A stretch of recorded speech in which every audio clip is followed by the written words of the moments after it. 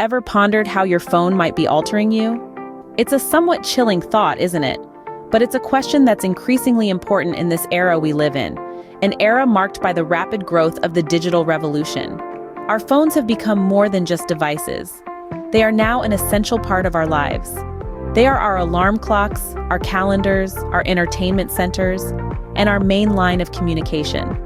They are the last things we check before going to bed, and the first things we reach for in the morning. Our lives are so intertwined with our phones that it's hard to imagine a day without them. In the past decade, the world has seen a significant increase in phone usage. It's not just about making calls or sending texts anymore. It's about the omnipresent reality of the internet, the infinite possibilities of apps, and the ever-expanding digital universe that fits comfortably in the palm of our hands. We've shifted from a world where digital was an option to a world where digital is the norm. But as we embrace this digital lifestyle, it's important to ask, how is this shift affecting us as individuals and as a society? Are we in control of our phones, or are they in control of us? Is our constant connectivity enhancing our lives or hindering them?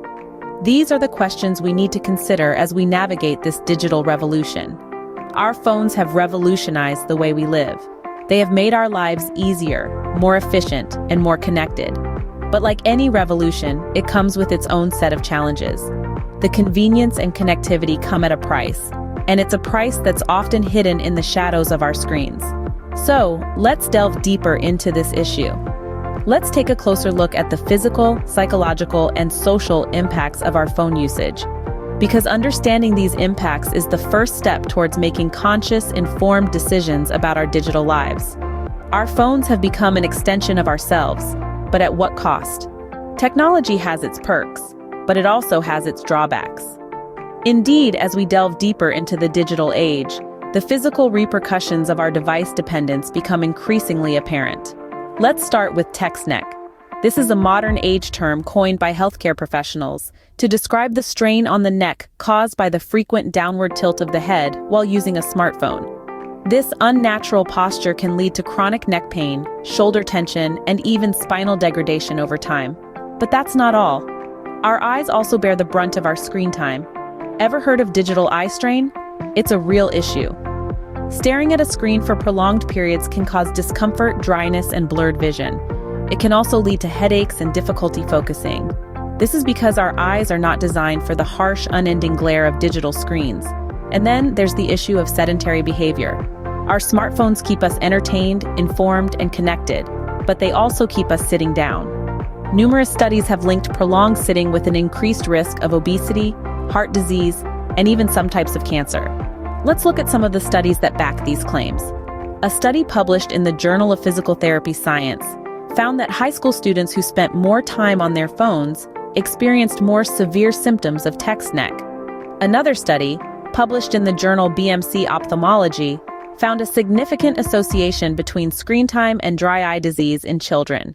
And a comprehensive research review in the Annals of Internal Medicine found that sitting for excessively long periods increases the risk of heart disease, diabetes, and cancer, even for those who exercise regularly.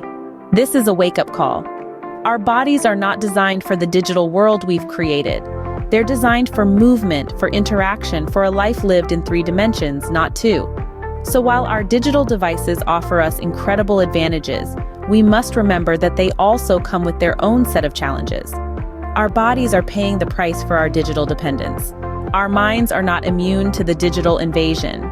As we continue our exploration into how our phones are changing us, we shift our attention from the physical to the psychological. The constant presence of our phones, the incessant pinging and buzzing, can wreak havoc on our mental well-being. It might not be surprising to learn that our phones can fracture our focus. We've all been there in the middle of a task, when a notification pulls our attention away. These interruptions, even if we only glance at our phone, can disrupt our train of thought. Over time, this can lead to a reduction in our ability to concentrate and can even impair memory. In addition to this, our phones can contribute to increased stress levels. The constant flow of information, the never-ending cycle of news, updates, and alerts can feel overwhelming. It's like trying to drink from a fire hose of data. This information overload can lead to feelings of anxiety and stress. And let's not forget about our sleep. Who among us hasn't stayed up later than intended because we were scrolling through our phones? The light emitted by our phone screens can interfere with our body's natural sleep rhythms, causing us to struggle with falling asleep and staying asleep. Now let's talk about something you might not have heard of: phantom vibration syndrome. This is the perception that your phone is vibrating, even when it's not. It's a sign of how deeply integrated our phones have become in our lives, that our brains are tricked into believing they are physically buzzing in our pockets or on our desks. These psychological impacts are not to be taken lightly.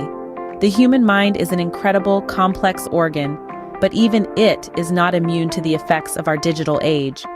Our phones are shaping our minds, sometimes to our detriment. As we continue to navigate this digital landscape, we must be mindful of the potential impacts on our mental health. In the next scene, we'll delve into the social impacts of our phones. In the era of connectivity, are we really connected? This question may seem paradoxical, yet it holds a profound truth about our modern society.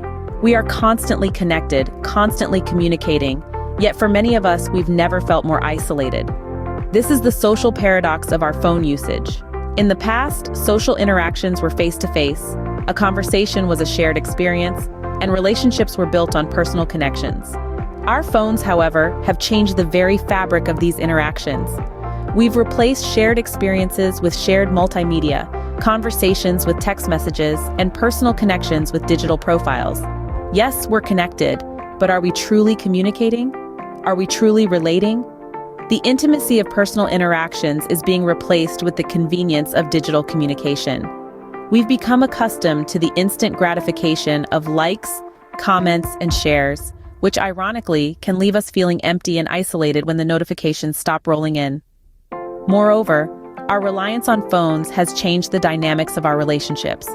Have you noticed how often we check our phones during a conversation, or how we feel the need to document every moment rather than truly experiencing it? This constant distraction is not without consequence. It can create a sense of disconnection, even when we're in the company of others.